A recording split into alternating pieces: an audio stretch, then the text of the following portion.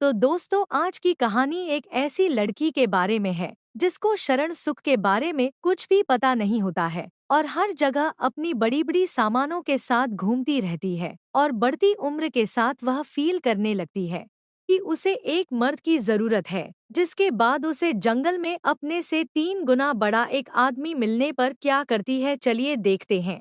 तो दोस्तों, वीडियो अच्छा लगे तो लाइक और सब्सक्राइब जरूर कर देना। तो कहानी के शुरुआत में हम गोसिया और उसकी माँ को देखते हैं, जो गांव में अकेले रहती है। और रोज की तरह गोसिया की माँ उसे सुबह उठाती है, जिसके बाद वह अपने गायों की दूध निकालने जाती है और अपने गायों को लेकर जंगल में चराने के लिए चली जाती है। तभी कोई छुपाकर उसे देख रहा था, लेकिन गोसिया की देखने पर वहां उसे कोई नहीं दिखता। जिसके बाद गोसिया झर के नीचे बैठकर कुछ खा रही थी और अपने कुत्ते को भी खिला रही थी।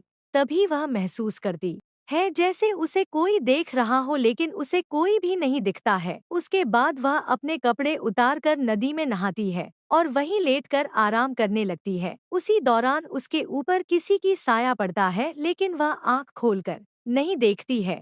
इसके बाद वह अपने फीलिंग्स के कारण सो नहीं पाती है। तभी उसकी माँ आती है और पूछती है, लेकिन वह अपनी फीलिंग माँ को बता नहीं पाती और गायों की दूध निकालने लग जाती है। अगले दिन गोसिया एक झाड़ के नीचे बैठी होती है, तभी उसकी नजर एक अजनबी पर पड़ता है और गौसिया एक मर्द को देखकर खुश हो जाती है। गौसिया जल्दी से उसके पास जाता है, जहां वह आदमी एक पेंटिंग बना रहा होता है जो कि गोसिया की थी, और वह एक नंगी तस्वीर होती है जिसे देखकर गोसिया बेहोश हो जाती है और वह आदमी उसे होश में लाकर उसे पानी पिलाता है। पहले तो गोसिया घबरा जाती है, उसके बाद वह आदमी गोसिया से प्यार से बात करता है और कहता है, मैं तुम्हारी हर ख्वाहिश पूरी कर सकता हूँ और तुम्हारी जिंदगी बदल सकता हूँ।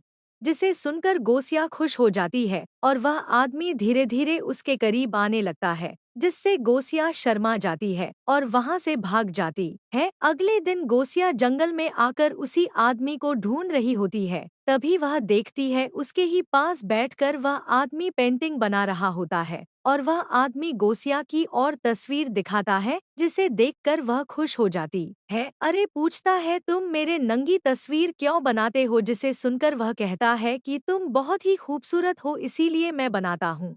इसके बाद वह गोसिया का हाथ पकड़ता है और कहता है, देखो तुम्हारे हाथ कितनी खूबसूरत है। इसके बाद वह कहता है, तुम अब बड़ी हो चुकी हो, तुम्हारे जिस्म क्या चाहता है तुम्हें पता है? जहाँ गोसिया कहती है नहीं, तभी वह कहता है कि मैं तुम्हें बताऊंगा तुम्हारे जिस्म क्या चाहता है। इसके बाद गोसिया को एक नंगी तस्वीर दिखाता है, जिसे देखकर गोसिया खुश होती है और उसके बाद वह आदमी कहता है, आज मैं तुम्हें शरण सुख महसूस कराऊंगा।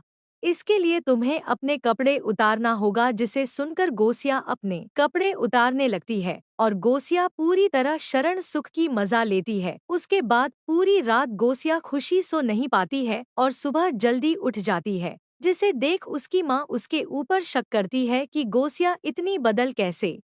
और गौसिया पूरी मजा ले चुकी थी, इसलिए वह फिर से मिलने के बारे में सोचकर खुश हो रही थी और गोसिया यह माजा बार बार लेने के बारे में सोच रही थी। इसके बाद वह आदमी गोसिया को वाइन पीना सीखना है और छह छह खाना खिलाता है और पूरी ऐशो आराम देने लगता है। इसी दौरान गोसिया कहती है, चलो एक बार और करते हैं, जहां वह आदमी मना कर देता है और कहता है, मुझे आराम की जरूरत है। जिसे सुनकर गोसिया नाराज हो जाती है। इसी दौरान आदमी कहता है, तुम्हें बाद में मजा बहुत देर तक देने वाला हूँ। जिसे सुनकर गोसिया खुश हो जाती है। जिसके बाद वह आदमी गोसिया को बहुत सारे नए कपड़े लाकर देता है और बहुत एंजॉय करवाता है, जहां गोसिया बहुत खूबसूरत भी लग रही थी। इसी दौरान वहां बारिश हो जाती है और दोनों जाकर एक झाड़ के नीचे बैठ जाते हैं और बात करते हैं कि हम दोनों हर रोज ऐसे ही मिलते रहेंगे और मैं तुम्हें ऐसे ही सुखी देता रहूंगा। इसी दौरान गोसिया को कुछ बच्चे देख लेते हैं और गोसिया घर आकर उस आदमी के दिए हुए एक बुक पढ़ने लगती है। इसी दौरान उसकी माँ आकर वह किताब ले लेती है और पूछती है, यह किताब तुम्हें कहाँ मिला? तभी गोसिया कहती है, जंगल में मुझे एक आदमी ने दिया है, जिसे सुनकर उसकी मम्मी गुस्सा हो जाती है और उसे डांटने लगती है। कहती है, तुम जंगल नहीं जाओगे और उस आदमी से कभी नहीं मिलेगी। जिसे सुनकर गोसिया गुस्सा हो जाते हैं, क्योंकि उसे वह सुखी मिल चुका था। इसी दौरान उसकी माँ कहती है, संडे को हम चर्च जाएंगे और वहाँ फादर को सब बताना होगा जो भी तुमने किया है। इसके बाद गोसिया अपनी माँ के साथ चर्च में जाती है और गोसिया फादर के सामने सब कहती है और माफी मांगती है। इसके बाद फादर गोसिया की माँ से मिलता है और कहता है, तुम्हारी बेटी नादान है। उस आदमी ने धोखे से उसको अपने जाल में फंसाया और उसके साथ गलत काम किया है। तुम गोसिया को अस्पताल लेकर जाओ और उसकी चेकअप करो, कहीं उसके पेट में बच्चा तो नहीं है।